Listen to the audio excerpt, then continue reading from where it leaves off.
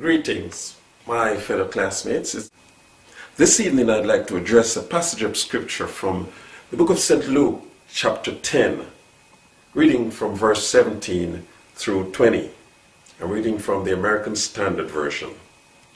And the 70 returned with joy, saying, Lord, even the demons are subject unto us in thy name. And he said unto them, I beheld Satan fallen as lightning from heaven. Behold, I have given you authority to tread upon serpents and scorpions, and over all the power of the enemy, and nothing shall in any wise harm you. Nevertheless, in this rejoice not, that the spirits are subject to you, but rejoice that your names are written in heaven. Jesus said it was good that you can cast out devils. But Jesus said, do not rejoice in those things. Rejoice in the fact that your names are written in the Lamb's book of life.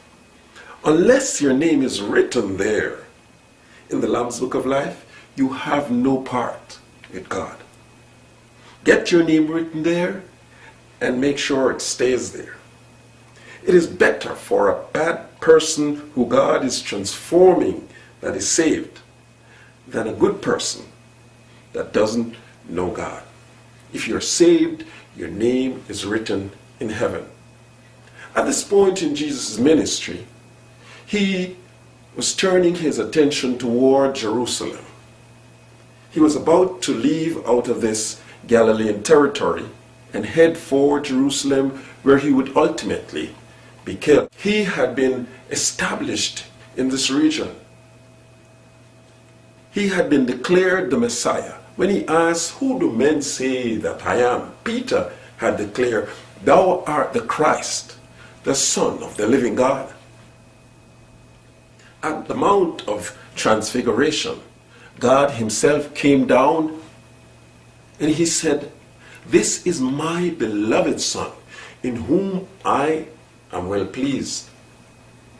So Jesus had been established. He had sent out his 12 apostles earlier. They had gone out and they had done miracles and wonders in his name. They came back and miracles followed Jesus wherever he went. And so now he had sent out 70 more. He was heading for Jerusalem, and so he sent them to pave the way, to prepare the way for him, to tell people about Jesus Christ. Tell them that Jesus Christ was coming their way.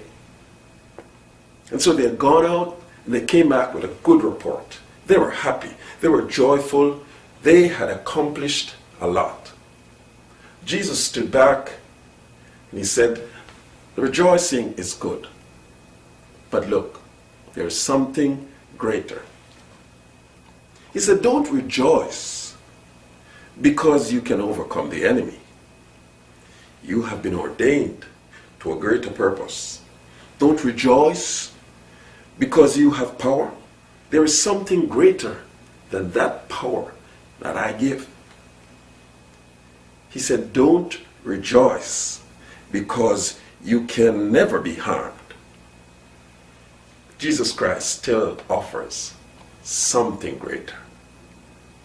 He was advising his disciples, don't lose focus on the ultimate goal of this Christian life. This advice comes to us today. Don't lose focus on the ultimate goal of this Christian life that we live. And this part is dependent on all of us. Rejoice because our name is written in heaven. The reason we are saved is to win heaven.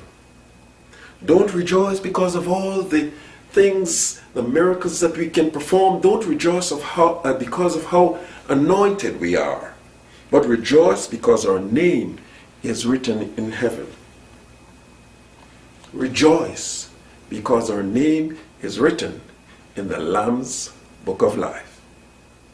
The things of this world are temporary, but the things of heaven, they are eternal.